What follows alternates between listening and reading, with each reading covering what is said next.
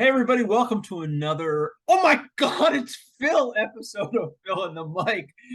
I, as always, am Darrin Michael, and with me, the man, where the hell have you been, Phil Calise? Phil, where the hell have you been? I've been hiding more than Kamala Harris in the last 6 months. Oh You my can't God. find me. But unlike her, I'm head down, working hard, getting results. But I have been, yeah, man, we've tried to do a bunch of these. It's been a crazy. When was our last, I should know this, but when was our last podcast? You and I want to Yeah. say it was in I know like you've done a few fill-ins. Thank you, Mark, right? Mark was handling some business. We appreciate it. Keeping Money our Mark sponsors happy. We Money appreciate it. Mark did a great job filling in. I want to say it was April.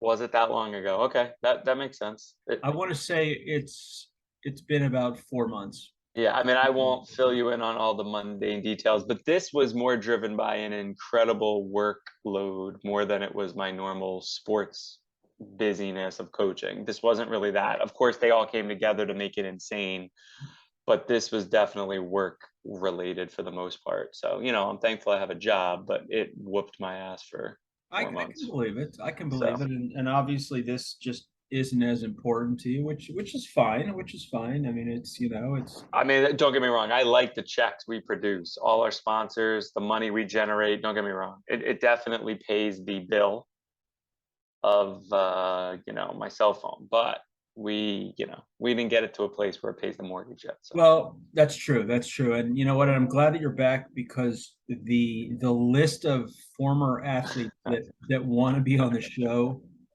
keeps climbing. We're up to about 25 now that I have to, but your schedule makes it virtually impossible for me to schedule anybody. I am very excited with all the work you've done. For those that don't know, Darren Michael is a extraordinary talent procurer, if that's such a word. He procures talent all around the country through many random ways. We won't tell him all your secrets, but Darren is a procurer of talent. I don't even think that's the right word. I've used it 3 times. I'm a little off, guys. Haven't done this in months. I have been on a lot of WebEx and Zoom calls, just not fun ones. Okay. So, No, I yeah. understand. I understand. So a couple updates. One, I don't know if you knew this, but I bought Brooke a car. Holy cow, I did not know that. Our friendship has been on hold the last 4 months as I well, which is know. disappointing, maybe more disappointing than the You've podcast. been So that busy I that have been. yeah, We haven't last talked that much. I know. last month I actually bought her a car and Let me guess. Let me guess the type. So obviously, if I guess this right, people won't believe that you told me, but I have no clue. You know that. there's no chance you're gonna get this. All right, I'm gonna go with a. I'm gonna go with a. Can I? I'm gonna put the year too. A Okay. 2014 Hyundai Tucson. You know what? I gotta be honest with you. Relatively close. Relatively close. You got the year Wait. off, but Oh, at least you I got was. at least you got the first two numbers of the year right. So congratulations on that. All right. So all right, then I got to go in a different direction. Now You you're did, now I'm getting a hint already. Now I'm getting a hint. I feel and like I'm getting a. Go and ahead. you did get the brand right. Did I? You actually got the brand right. Yeah, you didn't Not get the right like not model wait. or the I right didn't get the right, year. but I got the type of car. Like it was Kellogg's, but it wasn't Frosted Flakes. Yes. So We here can was do my all that. actual Yeah. second guess. All So right. now All I'll right. give you my second guess. Okay. Because then I'm going to go the opposite extreme. A 2021 Hyundai Santa Fe. That is also not correct. All right, tell me what the hell So it we is. can sit here all day. It's a 2019 Hyundai Accent. An accent. Yeah, yeah. That's too close to the word accident. I don't It's like that. a no, no. It's a little car. It's a little Oh, car. it's a little car. Brooke's not. She's not good driving the bigger cars. Trisha's got All the right. SUV and I got the full size car. And I figured you'd meet in the middle. You'd go with the smaller SUV. That's where I yeah, went with the no, Tucson. no. The problem was that Nice job, Brooke, pulling the old man to I get you know. 2019. Nice. I just went older. I just figured you might buy like an old used car No, from me. listen. And the crazy thing is, it looks brand new on the inside and the outside. Inside, especially. I mean, just magnificent condition. I couldn't believe it. And it's got like 32,000 miles on it. So, it's a well loved car. Crazy thing is, we actually paid, I think I paid $1,500 more than the original sticker price for a 3-year-old used car. Yeah. It's a So COVID baby. It's a the COVID market, baby. The the car's a market, COVID baby. listen, the market's ridiculous, but It's to the be wrong honest, time to buy cars. Yeah. listen, to be honest with you, um, it's our third car. We don't have, this is our only car payment, so that's okay. But it's more of a gift to Trisha and I than it is to Brooke. Yeah. Because now Yeah. I don't have to drive her ass all over the place. She can drive I get it. herself, I don't straight get it up drive her actually. I don't know sister. anything about that world. Yeah, no, I You get got a that. little bit of time. You got a little bit of time, but it's a beautiful thing. It's a beautiful thing. So, I so know. far so good. She's an excellent driver, very, very safe. Um, Go you know, Brooke. yeah, yeah. So all good stuff. All good stuff. Very pleased with my purchase. Not happy that I had to make a purchase, but in the end, I think it works out well. I got a question for you though. Hit, I um hit me with your best shot, Pat Benatar. I saw Raina posted something on Facebook, and man, your backyard Oh, looks like the friggin' Garden of Eden. I mean, are you afraid that the world's food supply is going to end, and that's why you've got an 8,000-acre farm in your backyard? What's going on here? well, I got to give you some updates. So yes, our garden is plentiful. Oh my God, is it ever? I owe that all to Raina. When did she post this picture? Because I don't have any social media, so I have no clue. Um, I think it was yesterday. It was Oh wow, one of okay. your sons practicing trying to become a switch hitter. Oh yeah, Dominic. Dominic is actually becoming a left-handed hitter. He's decided a few months ago that he's just switching. Dude, he hits better lefty. He's only been Is doing it it? for 2 months. He crushes the ball lefty. And That's incredible. it put well, there was it's a funny story, but I'll go back to the garden first. Yeah, the garden is plentiful. She's crazy, Raina, in a good way, obviously, because she loves this stuff. So Yeah, yeah, it's cool. She loves it. I don't. I'm like the grunt worker. When you need me to do something, just tell me what to do and I'll do it. yeah, yeah. I don't want to, read the books and learn all the things. And she harvests her seeds, and we have a little greenhouse inside so she can keep it going. And like we're gonna probably put a bigger greenhouse in the back at some point. Anyway, Wow. but in addition to, yeah, I mean, we have now a pumpkin patch. Like it's crazy. Like what we're doing is insane. But we are going to get, we've saved some money doing it. I can't say we've saved as much, but we eat a little bit healthier, and it's all organic and stuff, so that's good. So there's some good stuff. It's more she likes to do it. It's one of her. It's not peaceful to me, but for her, it's one of her peaceful things to do. My peaceful thing involves sitting on a couch screaming at the TV about my teams. That's really not peaceful either. And she would look at me and say, "You're crazy." Her Yeah, yeah, peaceful thing is, a little music, sitting in the garden, picking things, planting things, whatever. So I get it. I get it. And my kids really like it.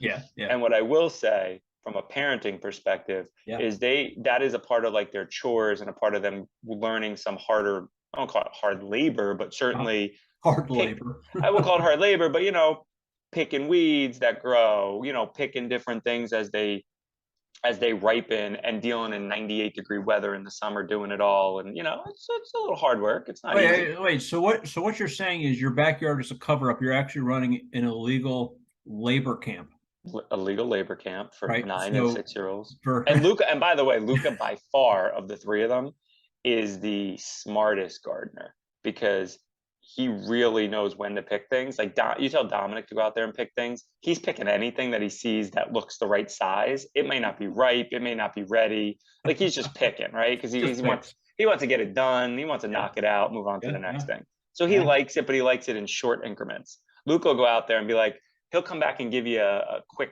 assessment and go, yeah, I saw the zucchinis, and they're not ready yet. You might think they're ready, but I know they're not. So they need another day. And that's what he'll do. So he has like a whole different thing. So it's interesting. And Audrey's just pretty good. She's a good balance of the two. Yeah, yeah. That's funny. Yeah, so it's life in the garden. Cool deal, man. Well, I was wondering about that. I thought that was pretty interesting. But man, it's nice catching up, but let's get into some nitty gritty, man. Nitty gritty, baseball, Let's football have cutting upon us. Woof, what do you got for me? I I want to don't do any prep. So what do you got? I want to start off with a quote. Okay. And this is obviously, you know who Skip Bayless is, right?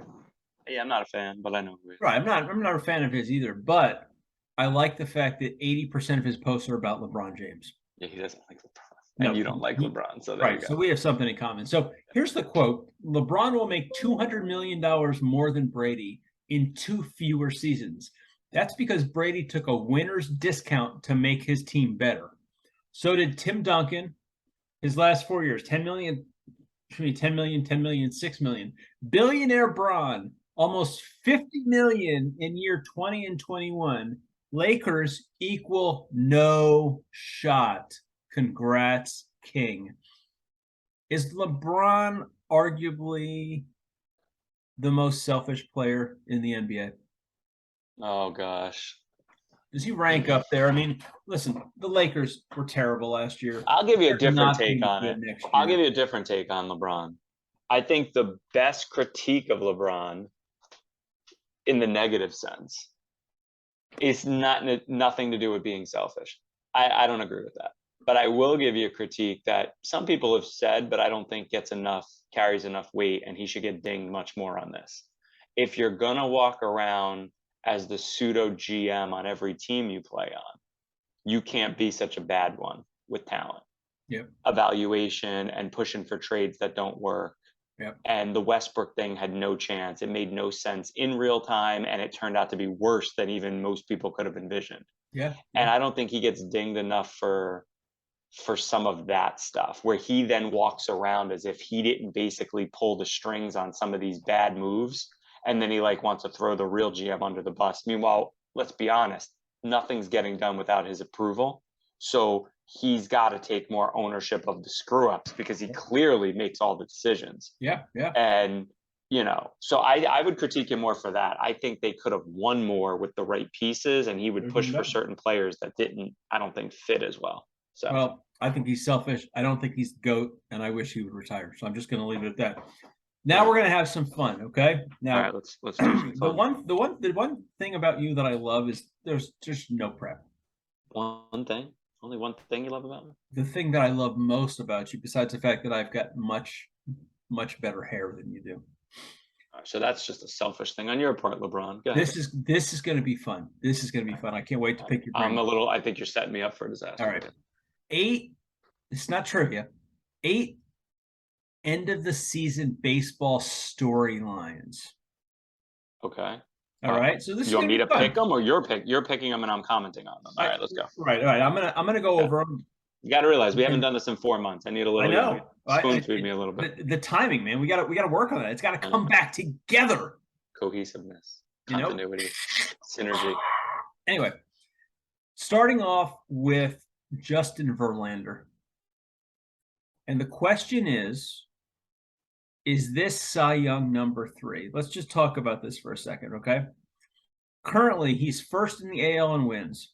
He's first in ERA. He's second in quality starts. He's first in WHIP.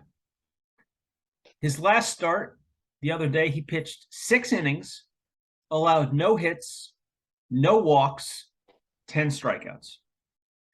Now, here's the crazy thing about this guy, right? He's getting old, clearly, because he only won 6. He's 39 years old. But he's 40. Isn't he 40? No, he's only 39. That's right. You're older than Justin Verlander. I am older than him. In 20, I think I look younger than him, so I feel good about that. He looks old. Yeah. He kind of looks a little older. In 2020, he pitched a total of 6 innings. In 2021, he pitched a total of 0 innings because of Tommy John surgery. Yep. I mean, let's just say he's going to be comeback player of the year, no doubt. But seriously, like, what the hell is this guy doing? I mean, this is ridiculous. Well, all right. So to answer your only actual question, yes, he's going to win the Cy Young. As you bloviated for 9 minutes about his statistics. Yeah, no. He's clearly going to win the Cy Young. I think he actually, even a couple weeks ago, had a head-to-head matchup with Dylan Cease, the White Sox pitcher, who was like probably second at the moment in Cy Young, but he's not in the level of Justin Verlander. Beyond the fact that it's such a feel-good story, I think he walks with the Heisman. I think he runs away with the Cy Young. But it's not so. Aside from the 2 years off, and one of them would have been a short season because it was COVID. obviously. Yeah. But still, You know, it because of the age and, you know, Tommy John, of course, you know, it's unique, it's special at that age to do it. But he's been one of the best three pitchers in baseball for 10 years. yeah. So he's just somehow didn't miss a beat. He came back from Tommy John stronger than ever, and it probably gives him a chance, if he wants it, to pitch into his 41, 42, 43 year, you know, season. He probably could go another 2, 3 years, because now if the ligament's strong and everything's been hardwired in there and he's good to go, he's throwing pretty hard, he looks pretty nasty. It may have bought him, so he sacrificed a couple years, but it may have bought him 3 great years versus 2 or 3, you know, just above average years. So he may win multiple Cy Youngs now off this. Yeah, which is incredible. You never know. And the You never know. the crazy thing about this is, you know, to me, I think he's a Hall of Famer. No, he is. He is. And I think, you know, and if you look at the amount of money he's made over $300 million in his career. So, you know, he's won a World Series. So, I mean, does he really have anything to play for? It seems like now he's just playing to have fun. And I love it. Some of these guys, a small percent, I think Pujols is doing that, really. I know he might be a storyline too for you coming up. I might have teased that. But at, you know, why don't we do him next? At approaching 700 home runs, yes, he does have that to play for. Yeah. But I got to believe, as his skills did deteriorate, aside from this year where he's obviously rejuvenated and back in St. Louis, back in his original home, you know, what is he really playing for? He's just kind of playing for love in baseball. I mean, I know he's playing for 700, I guess, but I don't even think he thought he was getting a 700. Well, you know, but Pujols is a little different, and that is the number 2 storyline. You know, Look at this. See, no prep, but we still got it. The question is, you know, can he? Now, this is what's interesting about Pujols, and I did a lot of research on this. You know, before August, he had 7 home runs. Yeah. In August, he's hit 7 home runs, including 6 in the last 8 games.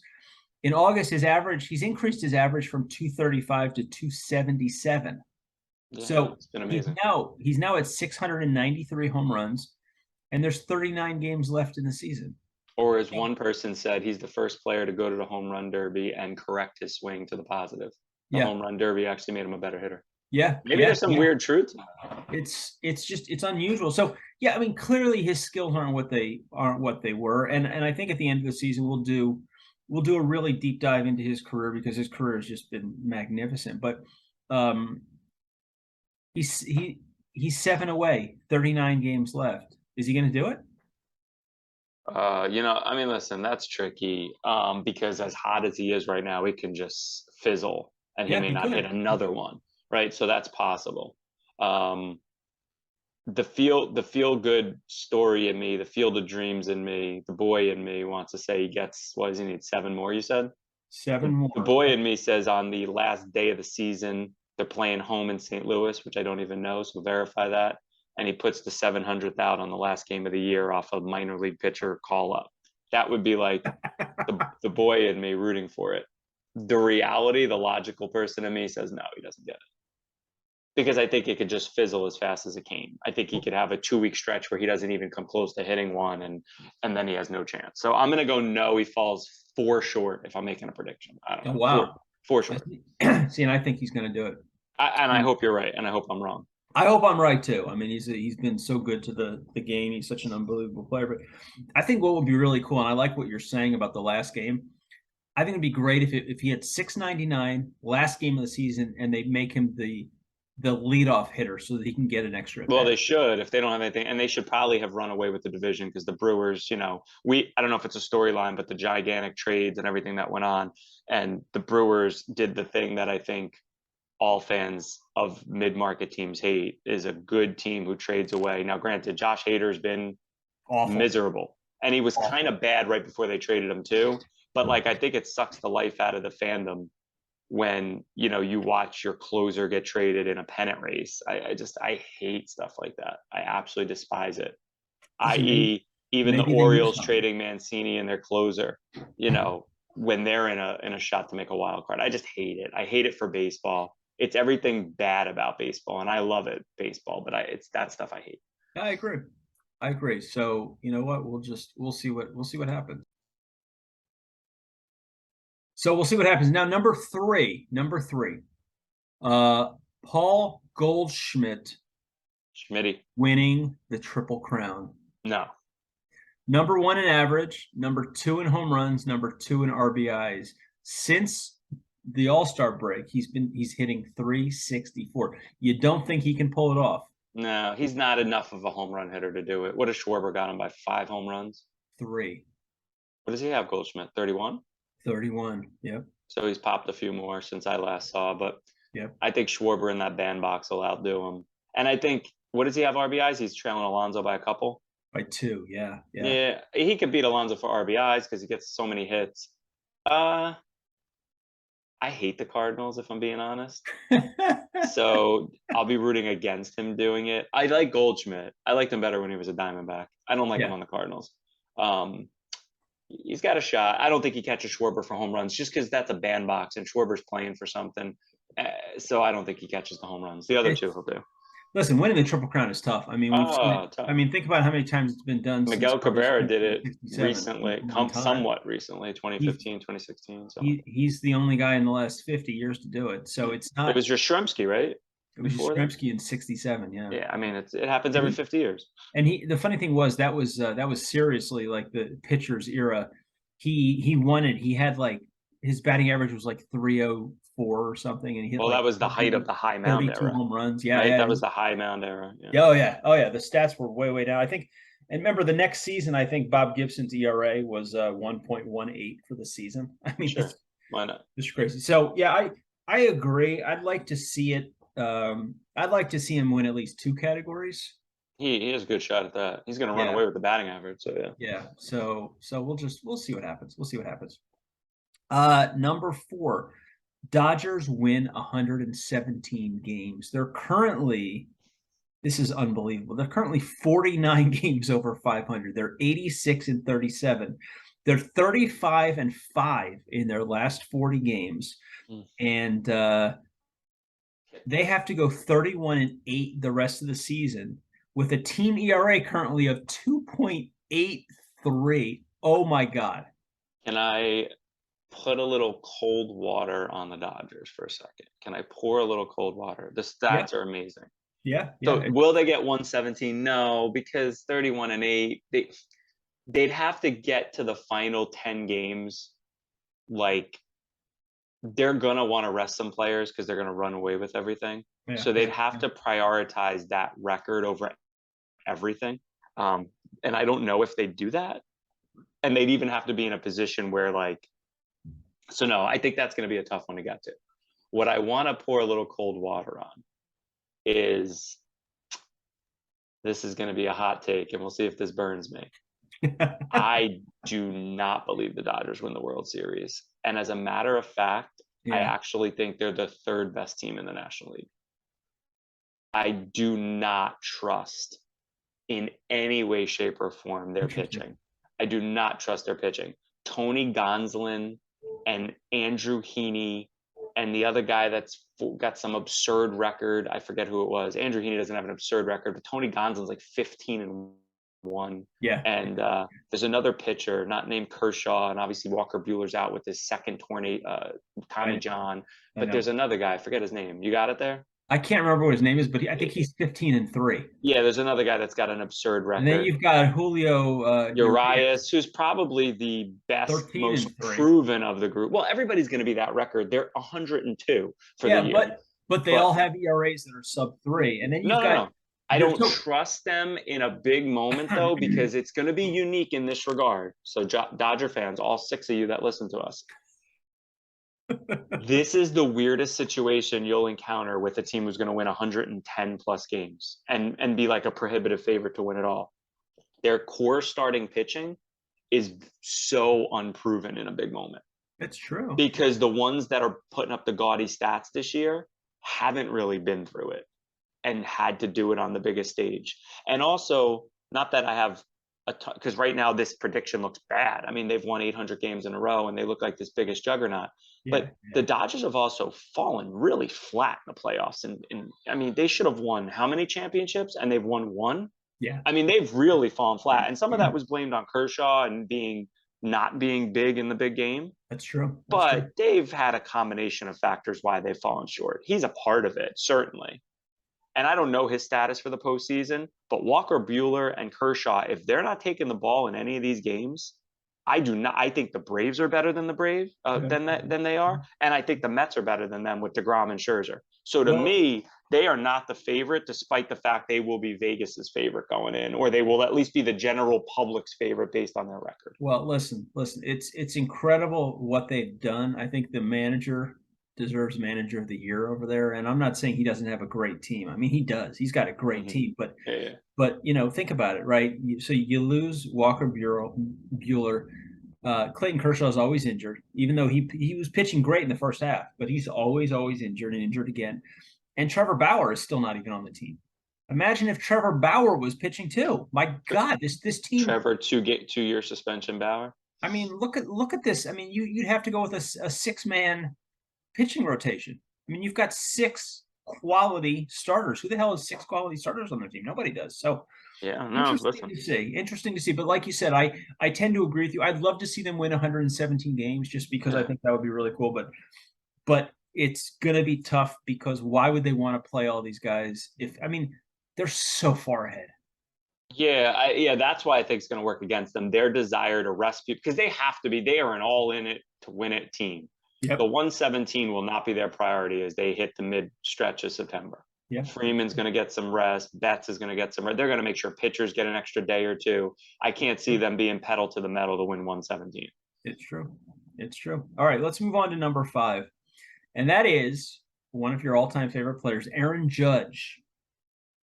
Can he break the Yankees' all-time single-season record of 61 home runs? He's got 48 now. He's played 120 games. That's 1 per every 2.5 games. So there's 40 games left in the season, which means he's projected to hit 16 more 63 and end at 64. 64. Yeah. Does he make the 62? Yes or no? Yes, I think he does. Wow. I think he does, and it's for 2 reasons. He gets pitched to more than, like, if you compare it to Barry Bonds this season. Yeah. Right, where Barry Bonds walked like 250 times or some absurd number. Judge gets pitched to a lot. Only very recently have they walked him on occasion, but they challenge Judge. Part of that is for the first 90 games of the season, the Yankee offense was like juggernauts and Stanton bats behind him, and they had some pop behind him, pop in front of him, and so there was like a pick your poison, and so they just kind of challenged everyone because you don't want to walk good offensive teams, and then you'd rather give Judge a solo homer than walk 3 people and give up 4 runs. But so I think he got pitched to more. It inflated his numbers early, and he did a great job of producing. I do think there'll be a hesitancy to pitch to him maybe down the stretch when it gets down to like nobody wants to give up the tying 61 and then the 62 or whatever. Yeah. But I also think the Yankees aren't really in a pennant race, and so because they've kind of run away with it despite their bad 30-game stretch or whatever. So like I think he's playing well relaxed, and I don't think I think he gets there. I think there's so much, and then the other thing is the American League sucks. I said this before when we did baseball. The American League sucks, and the American League sucks even worse than I thought because I thought the White Sox were going to be good, and they've never fired. They've been so bad that it's made the American League garbage. I mean, it's just a bad league. Like it's the Astros, the Yankees, and then a bunch of teams fighting to be, playing 540 baseball, like the best teams. It's just the National League is vastly superior this year. No, so it's true. It's just a lot of mediocre teams for Judge to beat up on too. Oh, listen, you're absolutely right. You're absolutely right. Now, here's another question for you. Remember in the offseason, he turned down a big contract extension, 7 years, $213 million to bet on himself, which obviously has worked in his favor. What does a contract for him look like now? I mean, it's funny you ask. Yeah, funny you ask. This has been bantered about between me and my brother-in-law, Joe. Shout out, Joe. Hey, Joe. Because he's a big Yankee fan, and I bust his chops that I think the phrase I used to him early in the summer was every homer above 45 that Judge hits this year is going to cost the Yankees $20 million more in total contract. So what is he at right now?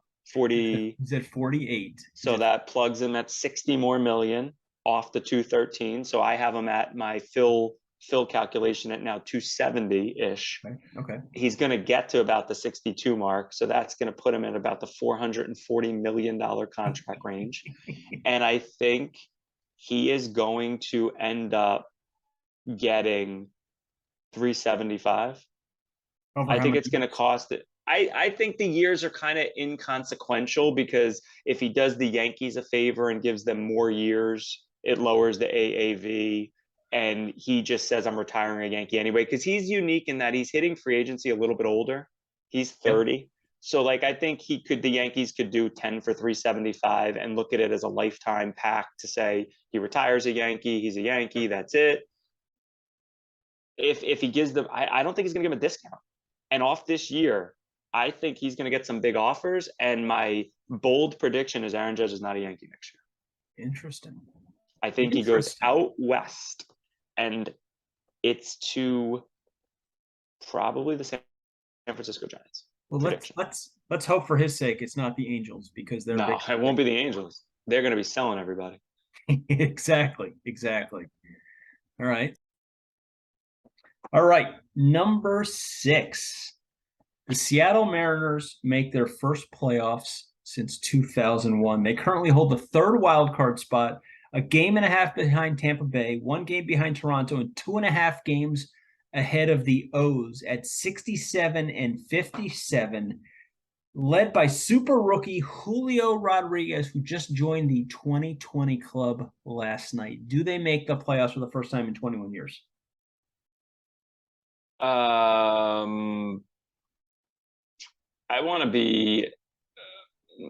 want to say no, because I want the Orioles to make the playoffs. But I think this speaks to just how mediocre the bottom of the better teams in the American League are. The Seattle Mariners are just not that good. Yeah, they'll probably hold off the Orioles. No thanks to the Orioles trading a couple pieces they probably could use down the stretch. Yep. But it's so underwhelming, the Mariners being in the playoffs. It just doesn't do it for me. Like, think about the bottom of the net. It is. I'm trying to really quickly also look at the Mariners' schedule to end the season. Yep. Cleveland, Detroit, Cleveland, Chicago, Atlanta. No, you know what? If the Orioles play some good ball, particularly over the next 20 games, they could catch them over the next 20 games.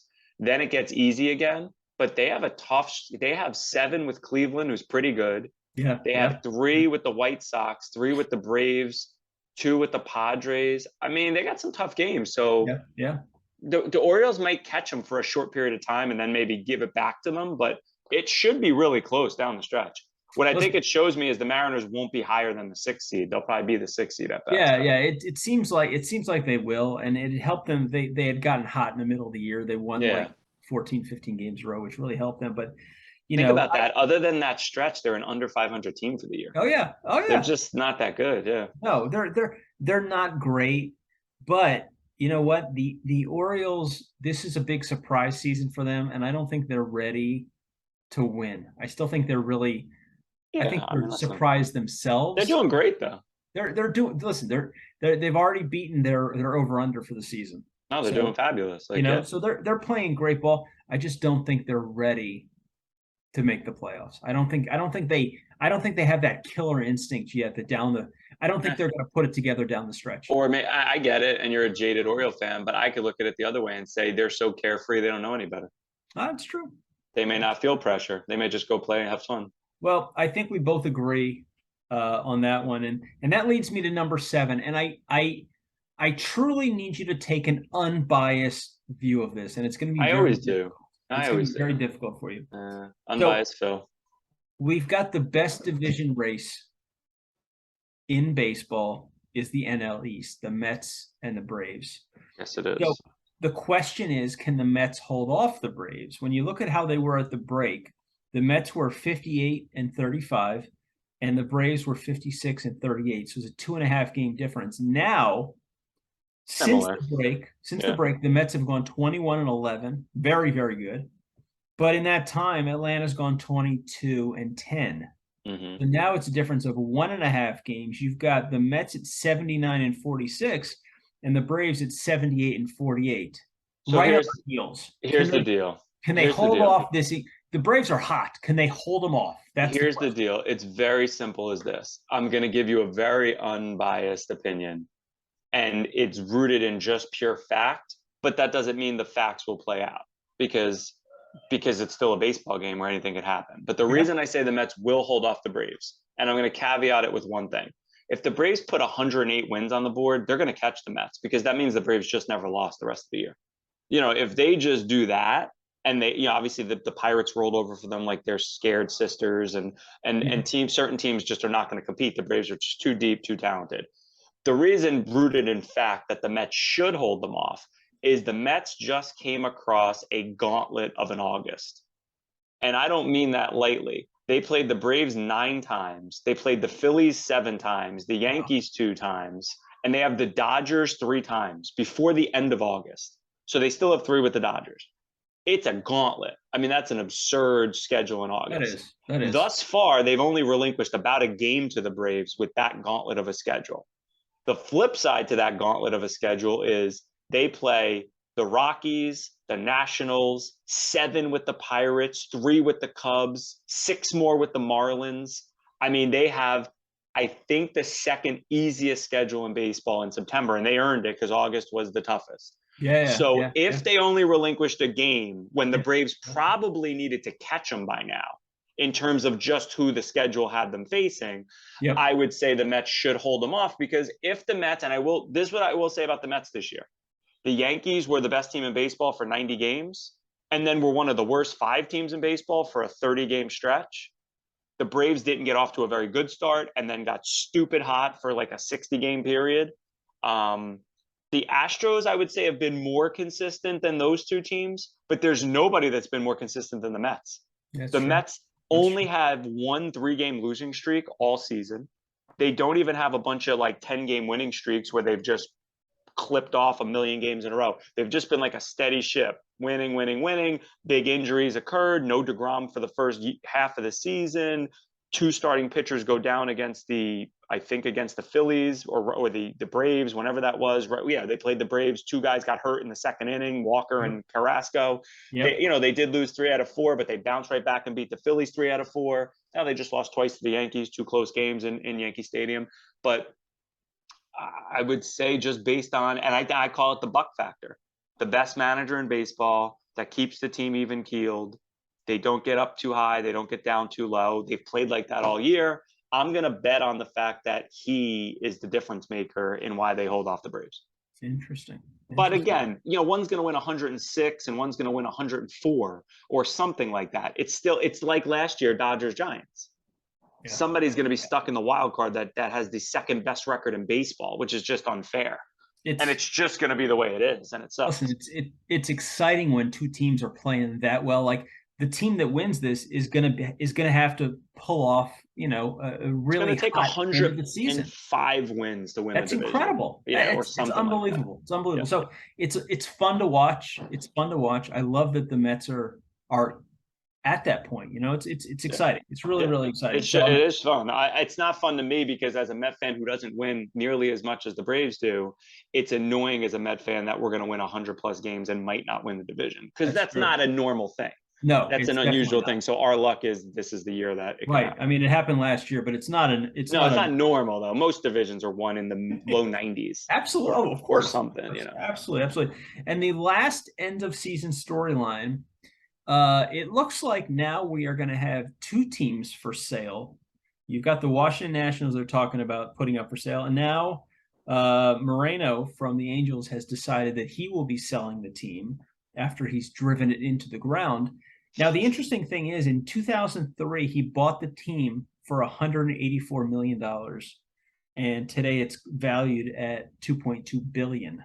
So my question for you is this. I mean, with the professional teams, there seems to always be a premium just because they don't come up for sale very often. Mm-hmm. So what do you think this thing is going to sell for? I think the record for the sale of a team was by your man, Steve Cohen, who paid 2.5 billion. Is that what it was? It was a 2.5? 2.5. Is somebody going to pay more than 2.5 to own the Angels? I think it'll fall slightly short of that, but I think that's a good reference point. I think it goes for 2.3, 2.4, something like that. they're a mess right now, the Angels. They are. They Yeah. just are, and they're going to trade Ohtani, and they can't trade Trout, or I think they would. I mean, Yeah. with the back now and the contract being what it is, he's untrade. Believe it or not, as crazy it is to say, he's almost an untradeable asset because Yeah, he is. nobody's going to trust his back holding up over the next 7 years. Ohtani's going to get traded, and they'll get a boatload for Ohtani. Yeah, And yeah, he yeah. will probably, and by the way, the Mets have like 19 free agents this year. They have a mess to deal with. DeGrom and everybody under the sun's opting out and whatever. He'll be a Met Ohtani without a doubt, because Cohen's big thing is he wants an international flair. If you know anything about that part of New York, it is a high Asian American population. Ohtani will be good for 10,000 extra seats a night in Queens, without a doubt. I mean, it's not even close. And so they will trade for him. And yeah, but how much is it going to cost them a year? I know money really doesn't mean anything. No, I'm just saying a part of the package of guys they don't resign and figuring out the salaries across the board. He will be a guy that they say is worth 10x what they pay him, because he's going to be good for 10, 12,000 extra seats. He's going to have the number one selling jersey. Yeah. And in that part of New York, especially, it's littered with Asian Americans. Like, they're going to flock to see him play in New York. So I feel almost 100% confident he becomes a Met at some outrageous cost. Interesting. I look forward. And there's a Billy. Oh, and by the way, people that don't know, the Mets GM was the Angels GM and convinced him to come to Anaheim or Los Angeles. So there's a connection there too. So it's not just me saying it. Like, people have rumored they were going to trade for him at the deadline. So that's probably going to happen. No, that's pretty awesome. I just want to get into a few quick hits, man. That was great. Some great storylines for the end of the season, man. It gets me so excited for how the season is going to end up. But I wanted to talk about another record breaker. You know who Adonis Haslam is? Udonis Haslam was a basketball player on the Miami Heat. Yeah. He's a basketball player. Okay, he is about to set a record. Oh God, what is the record? Most times, most seasons played by an undrafted free agent player. I didn't even know he was still in the NBA. That's what's so crazy. He just signed for his 20th season. Incredible. Now, the interesting thing about this is in 20 years, he's played 872 games. He's missed 651 games due to injury in his career. That's the equivalent of 8 seasons. He's actually missed 8 seasons. So the secret to his longevity is being hurt half the time. Is that unbelievable? That is unbelievable. I didn't even know he was still in NBA. He's 42 years old. He's made $67 million. I don't think anybody really even knows who the guy is. He's just been a bench guy, and he's been on the Heat for 20 years. Yeah, I didn't so know. Congratulations to Udonis Haslam for setting a dubious record. Congratulations there. Cool. And I want to move over to a little NFL. I know, a couple of weeks ago, you might not have remembered this, but on the show we talked about how you were spending time in Carolina because you were helping them to pick the starter in week 1, Mayfield or Darnold. So I just wanted to congratulate you on finally helping them to make that decision. They have chosen Mayfield, as I know that you know. But big part of that process, yeah. Was there any doubt in anybody's mind that he was going to be the starter? The only person that believed Darnold might have been the starter was Darnold's mom. No. Even Darnold didn't believe it. Darnold didn't believe it. No, Darnold knew, but his mom was holding out hope. Yeah. No. I mean, come on. Sam Darnold he's out of the league in the next couple of years, or he's like a career backup. Maybe he can, find a role as a career backup. There needs to be one. God knows the biggest selling point when he walks into any interview for the backup quarterback job is, I've learned 5 playbooks in 6 years. I could do it, guys. Give me a new playbook. He's a guru of learning new playbooks. So I mean, let's be honest, right? Mayfield is not good, Darnold. It is what it is. Mayfield is not what you would expect out of a number 1 pick, but you can't say that he's not a starting caliber quarterback. I mean, I think he gets such a bad rep. I don't think he's that bad. I mean, he's not great, but I think he's not really that bad, and he makes great commercials. Ironically, the thing about Mayfield was always, for all his being undersized and maybe not the strongest arm and certainly not the quickest, he's not a small guy who runs fast. So that's a detriment in a league that wants mobility. Yep. But the biggest thing about Mayfield, the biggest red flag about him was the checkered or the worry about his attitude, right? Yeah. Things popped up as not being a good leader at Oklahoma. He transferred a couple times. He's kind of one of those, he wears it on his chest like a chip on his shoulder, but he's been a little bit abrasive. And that was actually what was said most in Cleveland was he really wasn't a great leader. That's the biggest check on Mayfield. I Yeah. actually think he's a gamer. I actually think he's a pretty good quarterback. I Yeah. certainly think he's one of the best 32 in a league that doesn't, or 30, what is there, 30 or 32 NFL teams, 30 teams? I don't even know. One of There's them. no, there's 32, four, right? Four divisions of four each. Yeah, 32. I think so, yeah. In a league where there's just not 32 starting NFL quarterbacks, we joke about it, but there's just not 32 people in the United States that are good enough to be a good NFL quarterback. He's definitely one of the top I think 25. so.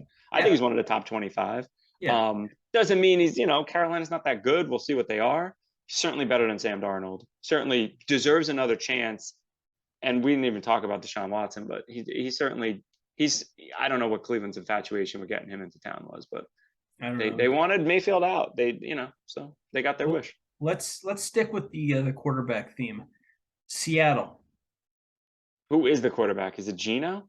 They Is it- haven't named a starting quarterback yet, Oh, but Lock, I mean, Lock and Geno. it is a tough matchup. It's Geno Smith versus Drew Lock. Yeah, I can't even think of a more difficult decision. I mean, it's like okay, I think the 12th man in Seattle is better than both of those guys. I know, right? Just like you were saying, there's not 32 starting quarterbacks. There's not. There's not. I always say it. There's not 32 men in the United States who can be good NFL quarterbacks. That's what the league tells me every year. There is not 32 people that can do that job at a rate good enough to win. It's funny. Just facts. You go from a Hall of Famer, Russell Wilson, and then who takes his place, Geno Smith or Drew Lock. It's almost like when Michael Jordan retired. Who took his spot? Do you remember what the guy's name was? Who was the two guard on the next Bulls team? Yes. I can't even remember. I'm gonna look him up. I actually think, and if I'm right about this would be insane. I actually think it was Kerry Kittles. No, it wasn't. It wasn't. No? It wasn't. It was some really who took. I don't know. I don't know who it was. I can't remember. I don't remember what his name is, but Pete Myers. That's God. Okay. Pete Myers. Can you have a more basic name too? That's so funny. I mean, it could have been. I think his real name. That almost sounds like an alias. Yeah, seriously, right? Yeah. Last thing I want to talk about with quarterbacks is Lamar Jackson. LJ. Arguably, he was. I mean, not offered.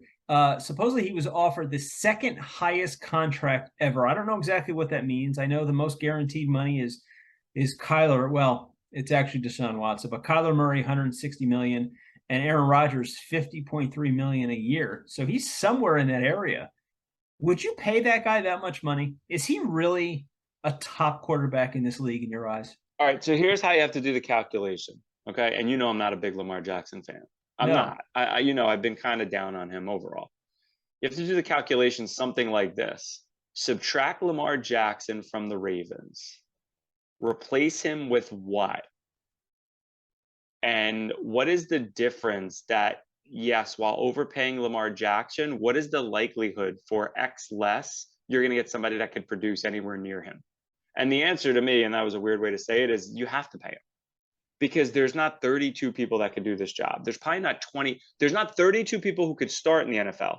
There's not more than 18 or 16 that can get you to the playoffs. Yeah. If you have one of those 16 or 18 guys that can get you to the playoffs, you have to pay them. And in this landscape where Mahomes makes $50 million a year and every year they reset the new quarterback record for pay, I guess you just have to kind of like swallow hard and just pay, because it's just the nature of the beast. It's insane, but you're going to replace Lamar Jackson with what?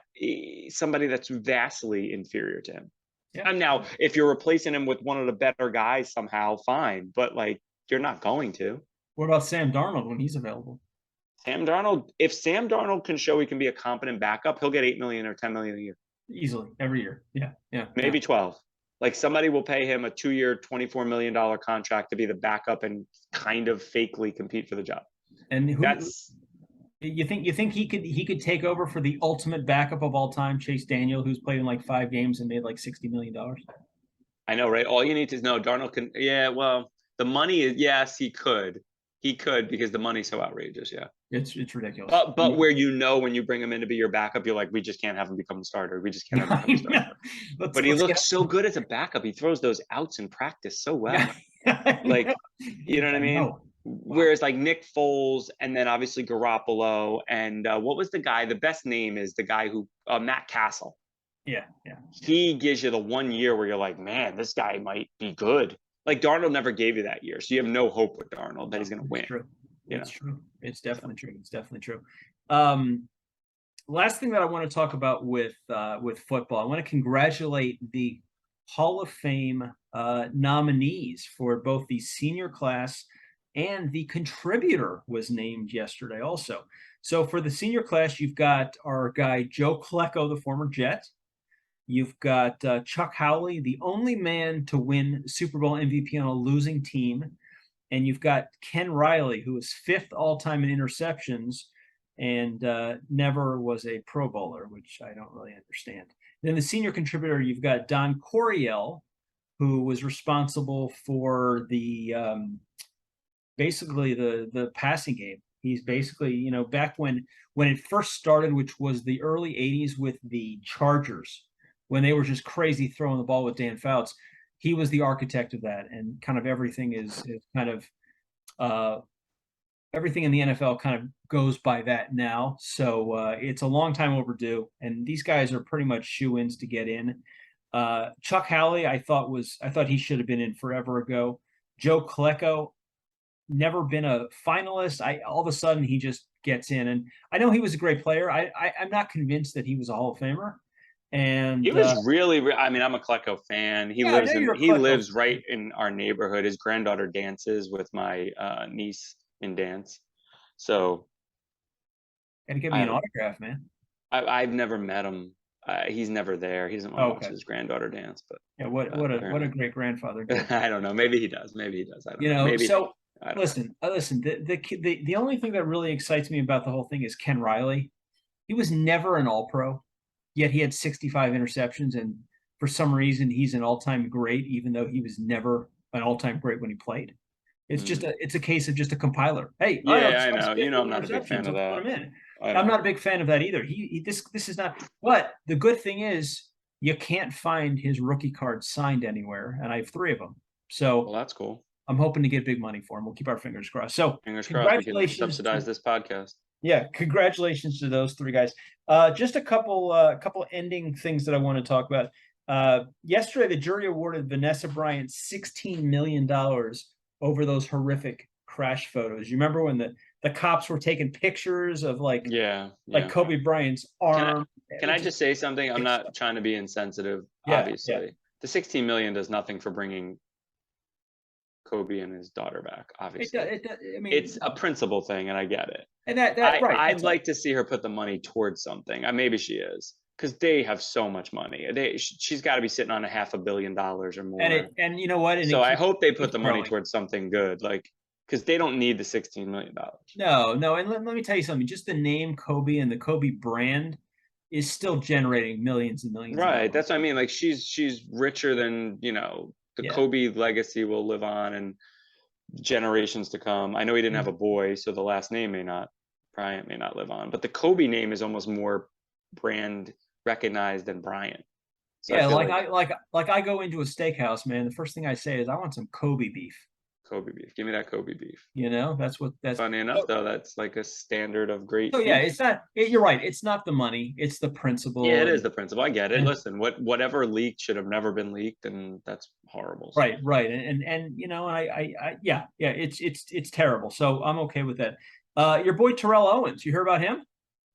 I don't know about T.O. Is he boxing? Is he playing? Is he kickboxing? Is he playing pickleball? He's 48 years old.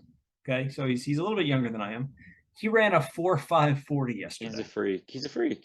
I mean, it's absurd. I mean, I ran a 4.520. So he and I are kind of neck and neck. They time you with an hourglass. Let's be honest, Darrin. They time you with an hourglass. Nick Cannon, congratulations. Don't know. Does he have 45 kids now? What is he? He just announced he's having his 10th. Oh yeah, I figured it was that. He has 10, and allegedly they're all intentional.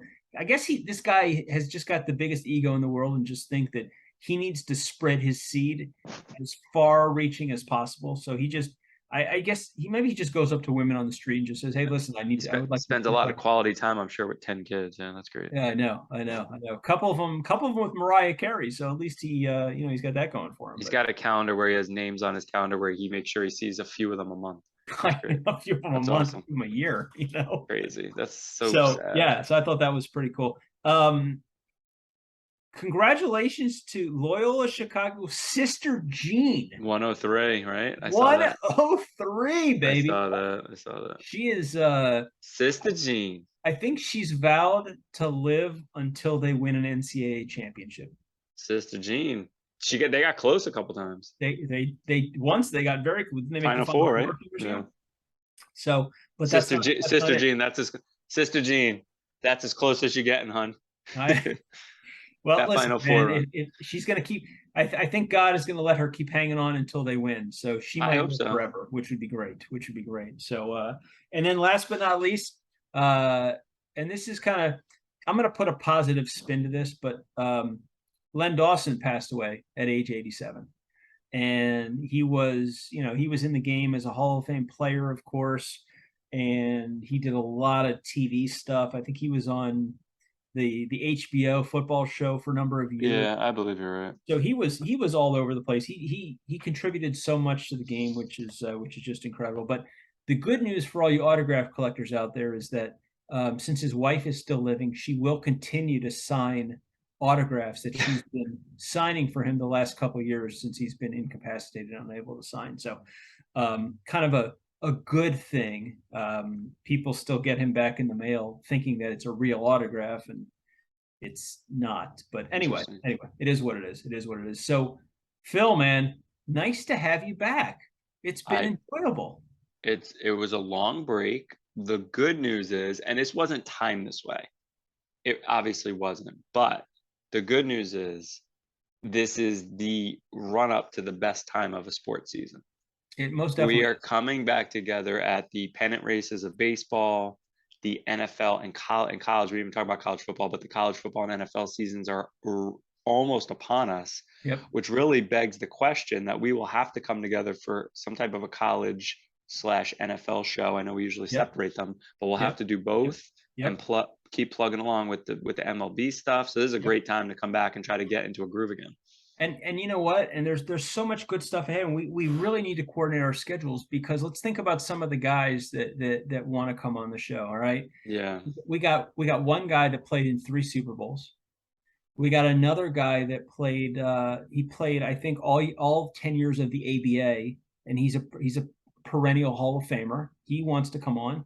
We've got another guy who's in the College Football Hall of Fame that wants to come on. And pretty amazing.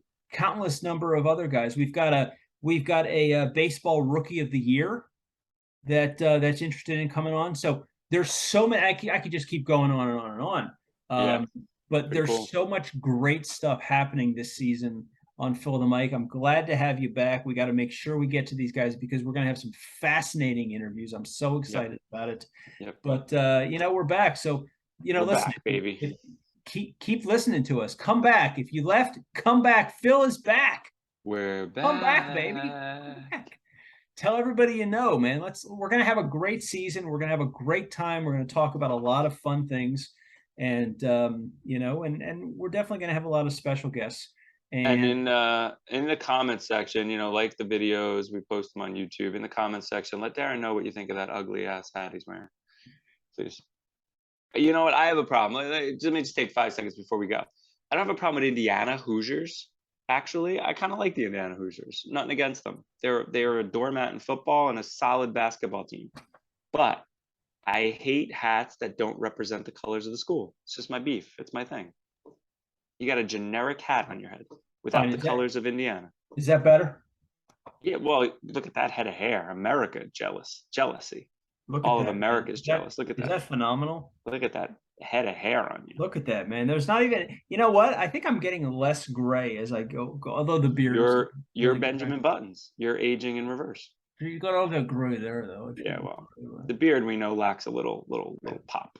Little pop from the beard. I keep it nice and trim, but it doesn't grow in as No, nice. it's dark at the bottom, lighter at the top. I It's, know, I know. I gotta shave it down. I like to just have the stubble look You should just do the Abe Lincoln look. or the fat look. Yeah, I'm thinking about The show is falling off the rails. it. We just lost half of our viewers. All right, well, Phil, have yourself a great day, man. We'll look forward to talking next week. You know what? We are going to have a serious conversation next week about our shit pool, which, if you remember, What our happened? It's NFL gone? picks, our Is it NFL gone? picks, which are coming up now. You keep wanting to bail, and I keep wanting to do it. So Yeah. don't make me do And it if we alone. would have bailed last year, we would have saved ourselves money because we were atrocious last year. You didn't pay for it last year. I paid Yes, for I it. did. I didn't pay you. No, you didn't. It was just me. I paid for the whole thing. I always pay you. No, not last year. And I am happy to do it last year. That is not a problem. Not a If problem. I do it this year, I'll send you the money ahead of time. You will not. All right. You will not pay me for it because we're gonna win. We don't. Which, in fairness, when you owe me money for fantasy baseball, it takes you like 6 months to pay me, and when I owe you for things, it takes me like a long time to pay you. That's our thing. Yeah, but we don't even play fantasy baseball, man. No, I miss it. I miss it. I miss it too. I think we're gonna have to talk about that next time too. But All right. a lot of great things coming up, man. And I want to give you my review of Top Gun Maverick too, which I saw last week. So we'll talk about that next week too. Okay. Sounds good. All right, my friend. Well, have yourself a great day. And everybody, thanks for tuning in. And we will see you next time on Phil and the Mic.